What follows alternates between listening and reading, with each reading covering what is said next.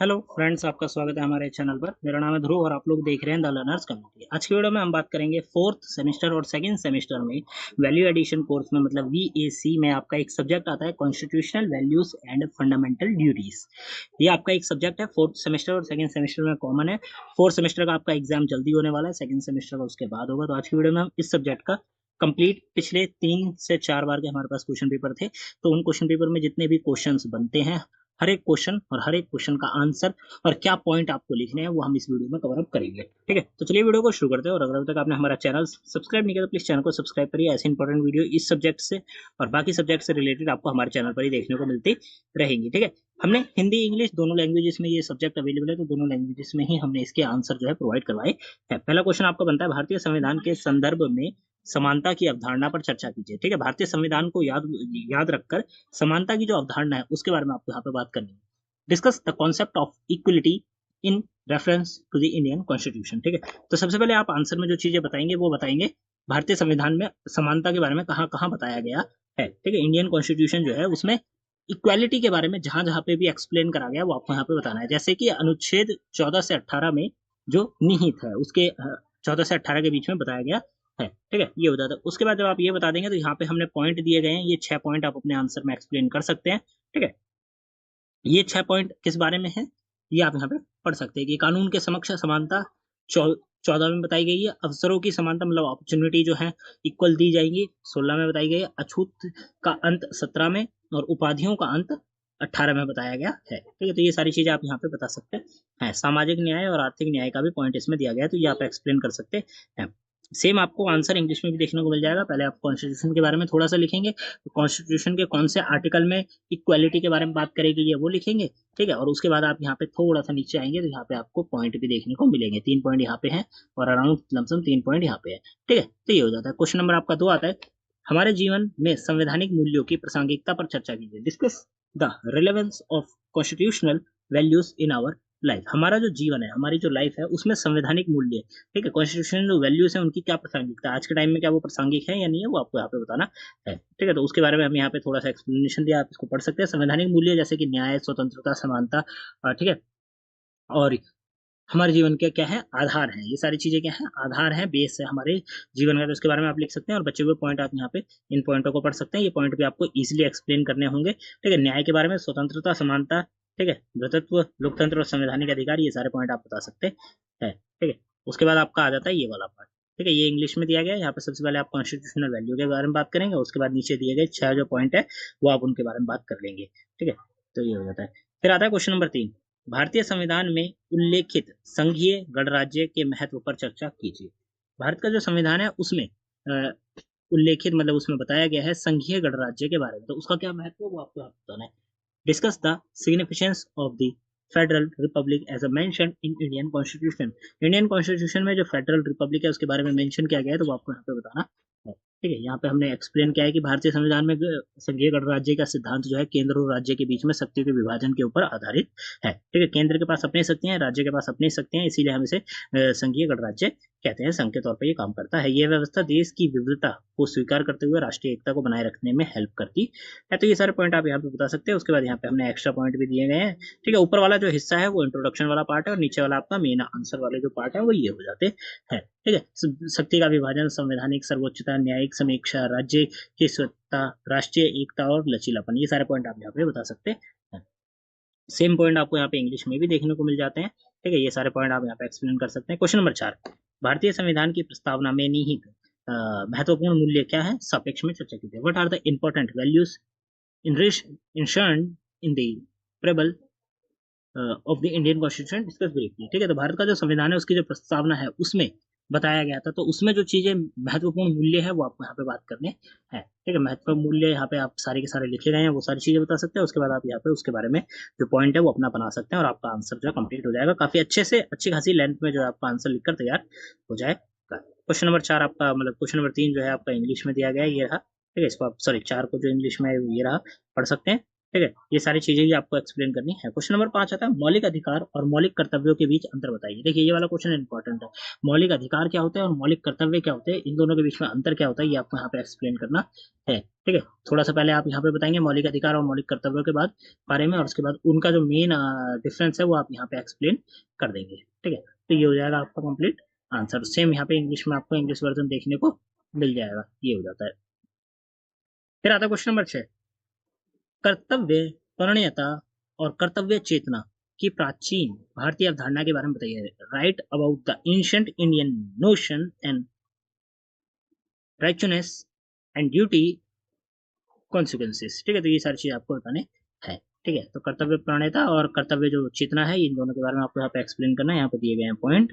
ठीक है, उसके बाद मतलब इंट्रोडक्शन के बाद ये जो मेन पॉइंट्स है वो यहाँ पे 6 मेन पॉइंट हमने दिए हैं। जिन चीजों के बारे में हमने बात करी है वही आप बताएंगे, क्योंकि बुक से ही डायरेक्ट कंटेंट अगर बताया गया है तो कहीं आउट ऑफ कॉन्टेक्स्ट नहीं है, आउट ऑफ बुक नहीं है, यही चीजें आपकी किताब में है, वही चीजें हमने यहाँ पे आपको दी है, तो यही आपको एक्सप्लेन करना है। ठीक है, ये आपका इंग्लिश में हो जाता है, ये आपका इंट्रोडक्शन इंग्लिश में आ जाता है, उसके बाद आपके 6 पॉइंट जो है वो इंग्लिश में ये हो जाते हैं। क्वेश्चन नंबर 7 आता है भारत का संविधान किस प्रकार की स्वतंत्रता की आश्रित देता है। What type of liberty are guaranteed by the constitution of India. ठीक है, मतलब भाई जो भारत का संविधान है वो किस प्रकार की स्वतंत्रता को क्या देता है, आश्वस्तता देता है, तो ये आपको यहाँ पे बताना है। उसके बारे में आपने यहाँ पे सारी चीजें बताई हैं कि भाई किस किस प्रकार की विचारों की, अभिव्यक्ति की, धर्म, आर्थिक स्वतंत्रता, ये सारी चीजें हमें मिलती है स्वतंत्रता के अंतर्गत। ठीक है, 19 में 6 प्रकार की स्वतंत्रता बताई गई है और 25 से 28 में धर्म की स्वतंत्रता को बताया गया है। ठीक है, तो ये हो जाते हैं। उसके बाद आपके यहाँ पे ये पॉइंट आ जाते हैं, ये पॉइंट भी आप यहाँ पे एक्सप्लेन कर सकते हैं अच्छे से, तो आपका जो आंसर है काफी बढ़िया बन जाएगा। यहाँ पे आपका इंग्लिश में दिया गया, आप देख सकते हैं, ये रहा इंट्रोडक्शन और ये रहा आपका मेन पॉइंट का आंसर। तो ये हो जाता है। ये सारे पॉइंट आप पढ़ लीजिए। अगर आप इंग्लिश मीडियम स्टूडेंट है तो भी आपके लिए हेल्पफुल है, हिंदी मीडियम स्टूडेंट है तो भी आपके लिए हेल्पफुल है। क्वेश्चन नंबर आपका 8 आता है। क्वेश्चन नंबर में क्या पूछा गया है, क्या भारतीय संविधान में शक्तियों का पृथक्करण स्पष्ट रूप से विद्यमान है, चर्चा कीजिए। Discuss the separation of power explicitly exist in the constitution of India. Discuss, इस बात को क्या करना है, आपको डिस्कस करना है। तो सबसे पहले आप यहाँ पे भारतीय संविधान के बारे में बात करेंगे और जो शक्तियों का विभाजन है उसके बारे में बात करेंगे, है या नहीं है आप ये बताएंगे। ठीक है, उसके बाद आप इन पॉइंट्स को भी कवर करेंगे, जैसे कि विधायिका, कार्यपालिका, न्यायपालिका, अंतर संबंध, न्यायिक समीक्षा और लचीलापन। ये सारे पॉइंट आप लोग एक्सप्लेन करेंगे तो आपका जो आंसर है तैयार हो जाएगा। ठीक है, सेम आंसर आपको यहाँ पे इंग्लिश में देखने को मिल जाता है, ये हिंदी में, और ये आपका पॉइंट हो जाते हैं। ठीक है, ये हो गई, ये सारे के सारे आप जो पॉइंट है ये एक्सप्लेन कर सकते हैं, जिससे कि आपका जो आंसर है बन जाए। क्वेश्चन नंबर 9 आता है भारत के संविधान में शक्ति के पृथक्करण को किस प्रकार क्रियान्वित किया गया है, चर्चा कीजिए। How is separation of power put to work in a constitution of India. Discuss. ठीक है, शक्ति का जो पृथक्करण है उसको भारत के संविधान में किस तरीके से डाला गया है, क्रियान्वित किया गया है, तो ये आपको यहाँ पे बताना है। ठीक है, ये आपका हिंदी में उसके बारे में इंट्रोडक्शन हो जाता है कि भाई किस तरीके से किया गया। विधायिका कानून बनाती है, कार्यपालिका उन्हें लागू करती है और न्यायपालिका उनकी संवैधानिकता की क्या करती है, जांच करती है। तो ये सारी चीजें होती हैं। उसके बाद ये जो पॉइंट है ये पॉइंट आप यहाँ पे बता देंगे तो आपका जो आंसर है वो कंप्लीट हो जाएगा। ये रहा आपका इंग्लिश में कंप्लीट आंसर। ठीक है, क्वेश्चन नंबर 10 आता है भारतीय संविधान द्वारा प्रत्यभूत स्वतंत्रता के प्रकार की विवेचना कीजिए। Discuss the nature of liberties guaranteed bye the constitution of India. भाई कौन कौन सी स्वतंत्रताएं हमारे संविधान के द्वारा मिलती हैं, तो वो आप यहाँ पे बता सकते हैं। ठीक है, भाई कौन कौन सी, भाषण की, संगठन बनाने की, संचालन करने की, निवास करने की, पेशा, संपत्ति, हम संपत्ति की जो है प्रॉपर्टी राइट्स जो है वो आपके हटा दिए गए हैं। ठीक है, और मतलब कितना भी आप रख सकते थे, तो ये सारी चीजें हटा दी गई हैं। फिर अनुच्छेद 25 से 28 में धर्म की स्वतंत्रता के बारे में भी बात करी गई है और 21 में जीवन और व्यक्तित्व की स्वतंत्रता की रक्षा की बात करी गई है। तो ये आप यहाँ पे बता सकते हैं। उसके बाद ये रहे सारे के सारे पॉइंट, आप इन चीजों का एक्सप्लेन कर सकते हैं। ठीक है, यहाँ पे आपका इंग्लिश में दिया गया, आप इसे भी रीड कर सकते हैं। ठीक है, ये आपका हिंदी में इंग्लिश में हो जाता है। क्वेश्चन नंबर आता है 11, संविधान के अनुच्छेद 51A के विषय में विस्तार से बताइए। Elaborate the article 51A of constitution. Constitution के 51A के बारे में आपको यहाँ पे बात करनी है।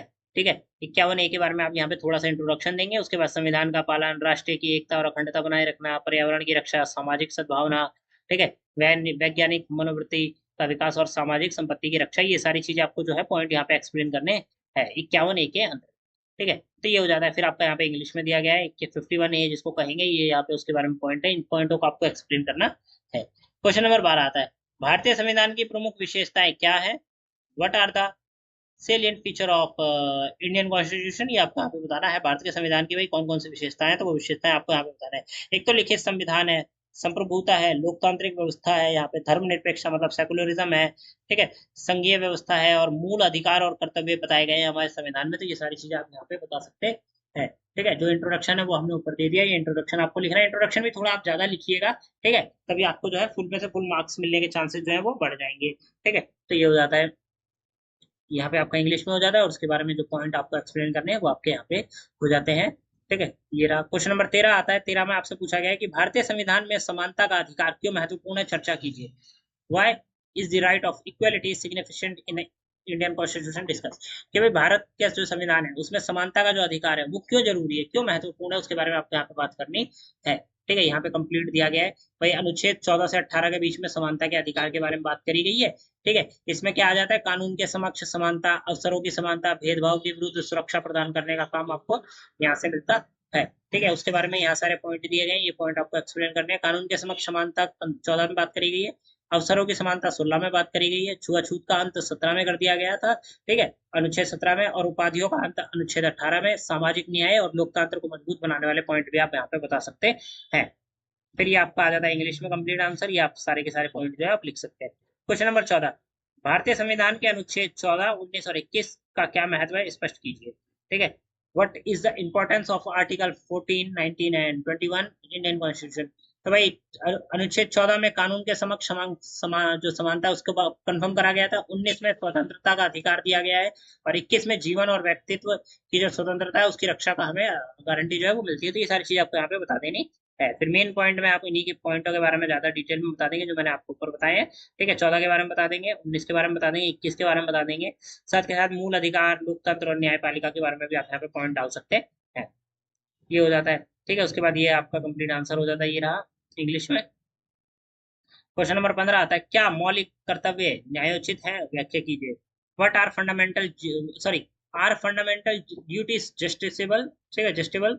आपको एक्सप्लेन करना है इस बात को कि भाई जो आपके मौलिक अधिकार है मतलब फंडामेंटल ड्यूटीज हैं, क्या वो जस्टेबल हैं, या फिर मतलब आप कह सकते हैं कि न्यायोचित हैं। तो आपको ये बताना है या नहीं है, ये आपको यहाँ पे बताना है, और ये आंसर आपके ऊपर कंप्लीटली बेस करता है, ठीक है। तो आप अपने मन से भी इस आंसर को जो है एक्सप्लेन, एक्सपेंड या फिर चेंज कर सकते हैं, मॉडिफाई कर सकते हैं, ठीक है। ये हो जाता है, ये आपका इंग्लिश में हो जाता है, ठीक है। सारे के सारे पॉइंट यहाँ पे बताए गए हैं, तो यही पॉइंट आपको लिखने हैं।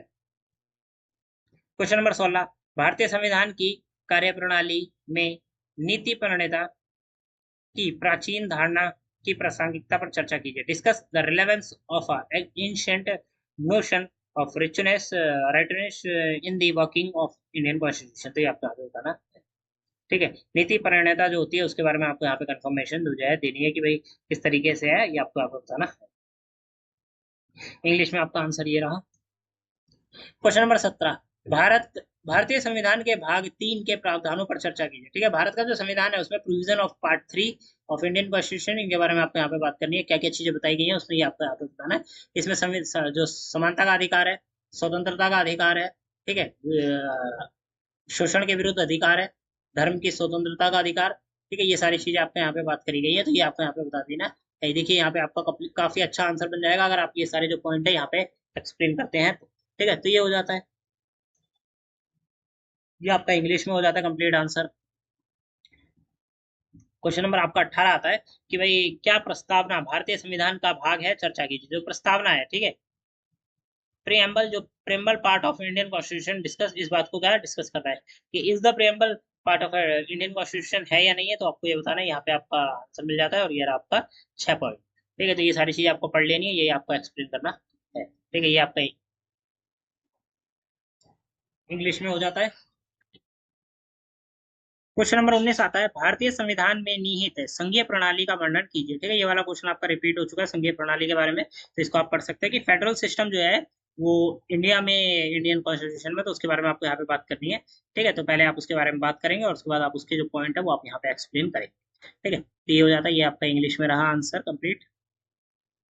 क्वेश्चन नंबर 20, भारतीय संविधान में धर्मनिरपेक्षता की प्रकृति पर चर्चा कीजिए। भारत का जो संविधान है उसमें धर्मनिरपेक्षता जो है, सेक्युलरिज्म है, ठीक है, सेक्युलरिज्म, उसके ऊपर आपको यहाँ पे बात करनी है। Discuss the nature of secularism inherent in the Indian constitution. तो ये आपको यहाँ पे बताना पहले सेक्युलरिज्म क्या होता है उसके बारे में बात करनी है और फिर उसके पॉइंटों के बारे में आपको यहाँ पे एक्सप्लेनेशन दे देनी है। ठीक है, ये हो जाता है, ये आपका इंग्लिश में हो जाता है कंप्लीट आंसर। क्वेश्चन नंबर 21 आता है, भारतीय संविधान में मौलिक अधिकार समानता को किस प्रकार प्रोत्साहित करते हैं, ये आपको यहाँ पर fundamental rights of Indian constitution encourage करता है किसको, इक्वालिटी को। तो इस चीज को आपको यहाँ पे एक्सप्लेन करना है, पहले आप इसके बारे में बात करेंगे कि भाई किस तरीके से इनकरेज करता है, बाकी सारी चीजें जब आप ये बता देंगे तो आप ये जो पॉइंट है इन पॉइंटों को भी यहाँ पे एक्सप्लेन करेंगे। ठीक है, ये हो जाता है, उसके बाद ये आपका इंग्लिश में आ जाता है। क्वेश्चन नंबर 22, संविधान के अनुच्छेद 32 का क्या महत्व है, what is the significance of right of Indian constitution remedies, article 32। ठीक है, जो भाई अनुच्छेद 32 है उसका क्या महत्व है, उस महत्व को आपको यहाँ पे बात करनी है। ठीक है, पहले आप यहाँ पे महत्व के बारे में बात करेंगे थोड़ा सा, और उसके बाद आप यहाँ पे जो पॉइंट बनते हैं वो पॉइंट आप यहाँ पे एक्सप्लेन करते हैं। ठीक है, ये हो जाता है, ये आपका इंग्लिश में आ जाता है। ठीक है, आंसर आपको लिख देना है इंग्लिश में, ऊपर इंट्रोडक्शन और उसके बाद आपका ये मेन जो पॉइंट है ये बनेंगे, तो ये आप। क्वेश्चन नंबर 23, संविधान के अनुच्छेद 51A में वर्णित कुछ मौलिक कर्तव्यों पर चर्चा करें। ठीक है, discuss the some fundamental duties mentioned in article 51A of a constitution of the constitution. तो कॉन्स्टिट्यूशन के 51A में जो फंडामेंटल ड्यूटीज बताई गई हैं उनके बारे में आपको यहाँ पे बात करनी है। ठीक है, ये हो जाता है आपका एक्सप्लेनेशन, और उसके बाद ये सारी ड्यूटी जो है, संविधान का पालन करना, राष्ट्रीय की एकता और अखंडता बनाए रखना, पर्यावरण की रक्षा, सामाजिक सद्भावना, वैज्ञानिक मनोवृत्ति का विकास करना और सामाजिक संपत्ति की रक्षा करना, ये सारी चीजें आप यहाँ पे बता सकते हैं। ये आपका इंग्लिश में हो जाता है।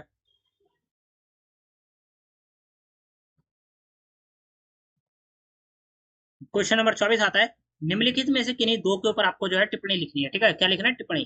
तो टॉपिक दिए गए हैं, शक्तियों का पृथ्वीकरण जो कि ऊपर भी था, फिर संप्रभुता, सेक्युलरिज्म और फिर न्याय। ठीक है, ये चार टॉपिक दिए गए हैं, चार में से किन्हीं दो के ऊपर लिखना है। तो आप देख सकते हैं, पहले शक्तियों का पृथ्वीकरण के बारे में हमने थोड़ी सी बात करी है। ठीक है, उसके बाद हमने जो इसके पॉइंट बन सकते हैं तो वो हमने पॉइंट भी यहाँ पे आपको एक्सप्लेन करे हैं। ये होने के बाद आपका इंग्लिश में आपको दिख जाता है यहाँ पे। ठीक है, सर्वजनिटी जो है, संप्रभुता है, उसके बारे में आपको यहाँ पे बात करनी है। तो पहले आपको इंट्रोडक्शन देना, उसके बाद आपको 3 पॉइंट यहाँ पे मिल जाते हैं और 3 ही आपका यहाँ पे मिल जाते हैं, तो ये हो जाता है। उसके बाद ये आपका इंग्लिश में हो जाता है। ठीक है,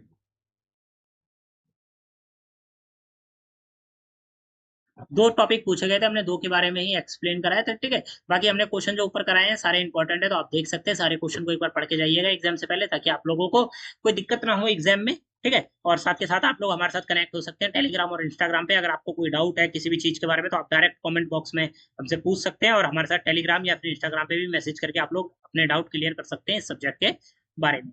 ठीक है, और यूट्यूब को सब्सक्राइब करिए, ऐसी इंपॉर्टेंट वीडियो आपको हमारे चैनल पर ही देखने को मिलती रहेंगी। तो यहाँ पे आपका constitution values and fundamental duties का 24 जो क्वेश्चन मैंने आपको बताया सारे इंपॉर्टेंट है, पढ़ के जाइएगा एग्जाम से पहले, ताकि आप लोगों को एग्जाम में कोई दिक्कत ना हो। मिलते हैं अगली वीडियो में। Thanks for visiting on my channel guys.